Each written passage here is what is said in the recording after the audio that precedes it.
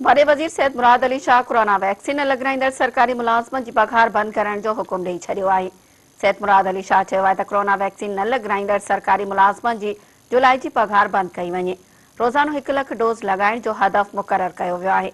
वॾे वज़ीर सैयद मुराद अली शाह जी सदारत हेठि कोरोना टास्क फोर्स जो इजलास थियो। इजलास में सिहत वारी वज़ीर डॉक्टर अज़रा पेचो, सईद गनी ऐं नासिर शाह समेत लाॻापियल अमलदारनि शिरकत कई।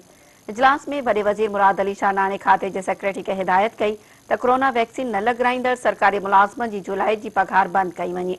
सेक्रेटरी सिहत काज़िम जतोई इजलास खे ब्रीफिंग ॾींदे ॿुधायो त ॿाहिरां ईंदड़ 26,812 मुसाफ़िरनि जी कोरोना टेस्ट कई वई, जिन मां 55 केस मुस्बत आया।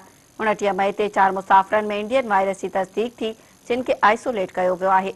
इंडियन वायरस सबबि मुतासिर मरीज़ 14 माण्हुनि सां राब्ते में रहिया आहिनि, जिन खे बि आइसोलेट कयो वियो आहे।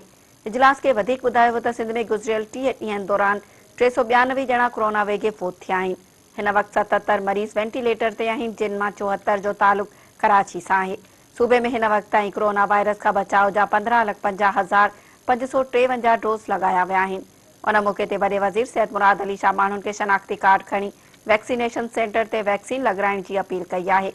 वॾे वज़ीर हिदायत कई त सूबे में 300 बेसिक हेल्थ यूनिटनि में वैक्सीनेशन सेंटर क़ाइमु कया विया आहिनि, जिन में रोज़ानो 30,000 मरीज़नि खे डोज़ लॻाया वञनि। उन सां गॾु मोबाइल वैक्सीनेशन टीम लाइ रोज़ानो 60,000 डोज़ जो टारगेट मुक़रर कयो वियो आहे। उन खां अलावा 90 निजी अस्पतालुनि खे रोज़ानो 10,000 डोज़ लॻाइण जो हदफ़ ॾिनो वियो आहे।